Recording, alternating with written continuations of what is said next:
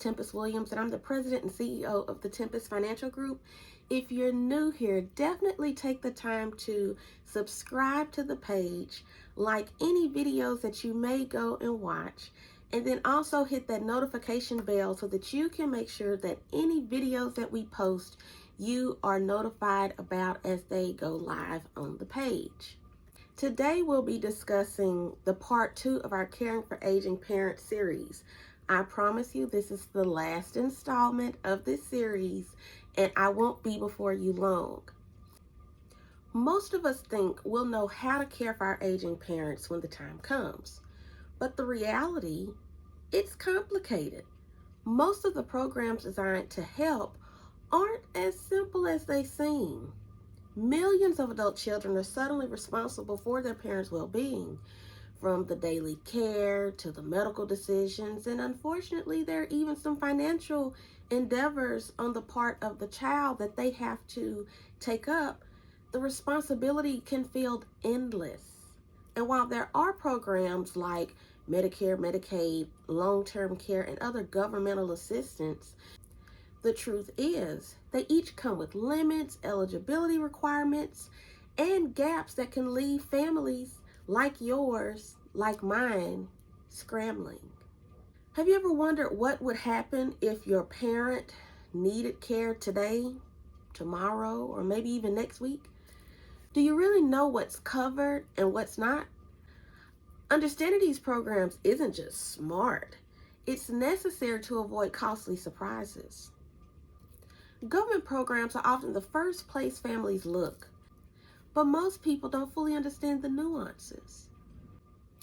Medicare covers short-term skilled nursing, home health care, and rehabilitation after a hospital stay. Does not cover long-term custodial care, and that's going to be help with bedding, dressing, or daily living activities, so your ADLs. For more information about Medicare, definitely make sure to check out Medicare.gov for coverage details and local providers. Medicaid is designed for low-income seniors, but each state sets its own rules. Medicare does cover long-term care in nursing homes and sometimes home-based care, including personal care services. It's important to note some families plan ahead by spending down assets to qualify for Medicaid. In this same instance, you want to check your state's Medicaid office for guidance and timing. Veterans benefits or VA's benefits. Eligible veterans and their spouses may qualify for aid and attendance or housebound benefits. VA benefits cover home care, assisted living, or nursing home costs depending on the veteran's status and needs. Definitely want to use va.gov or speak to a local veteran service officer for eligibility details. There are also going to be some insurance options.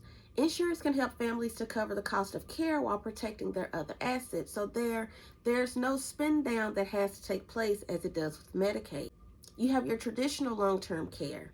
This is going to be care that pays for your in-home care, assisted living care, or nursing home care. It can be purchased for parents in their 50s or 70s, but premiums rise with age. I personally purchased my long-term care policy when I was in my 30s, just to give you some context of when you can get the policy and then looking at the cost there as well. In addition to that, there are individuals who suffer long-term care events well before they actually have a age of 50, 60, or 70, so keep that in mind too. If you don't want a long-term care policy, then there's also the option for a short-term care policy, and I can give you more information about that. You have your hybrid life insurance with long-term care riders. This combines life insurance with a long-term care benefit.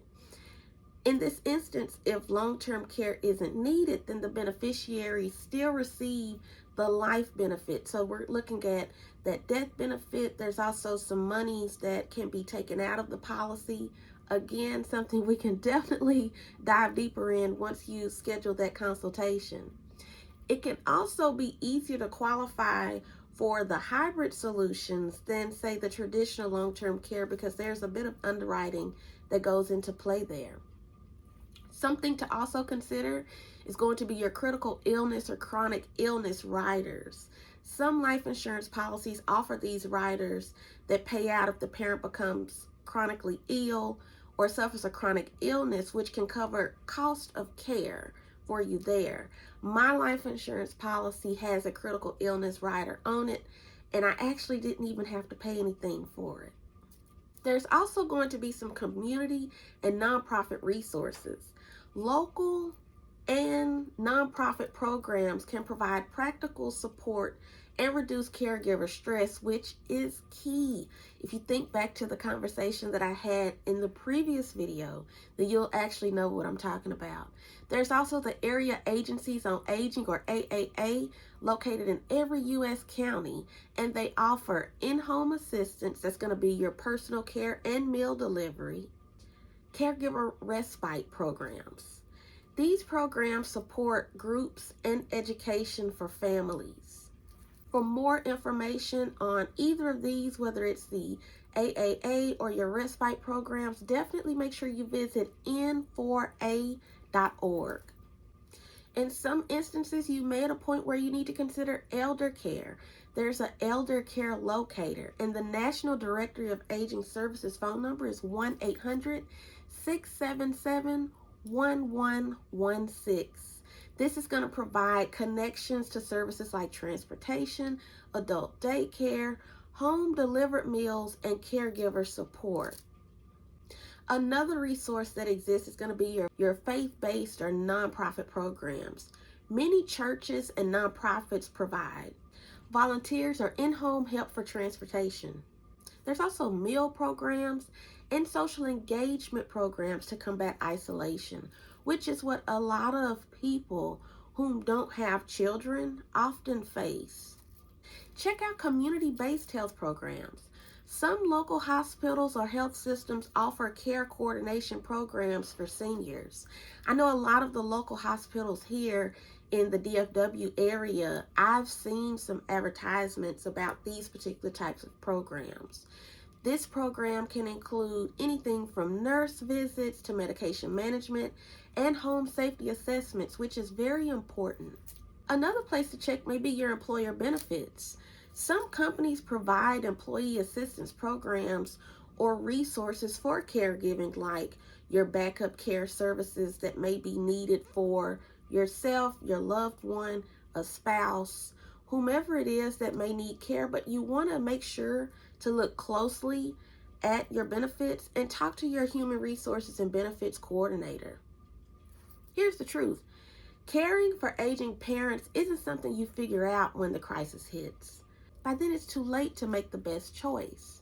The right time to plan is before your parents need care, before assets are drained, and before you're left making emotional decisions under pressure.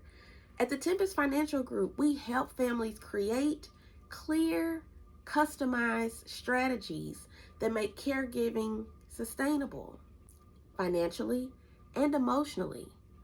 Whether it's understanding programs like Medicare, Medicaid, or long-term care insurance, our goal is to help you plan with clarity and confidence. Start early, protect your parents, protect yourself.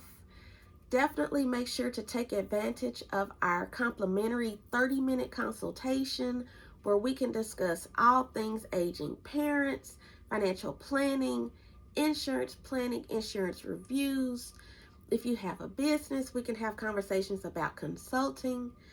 I thank you for watching this video. Make sure to share this video with someone if you feel that they can also benefit from the resources and just the information that was provided. Until next time,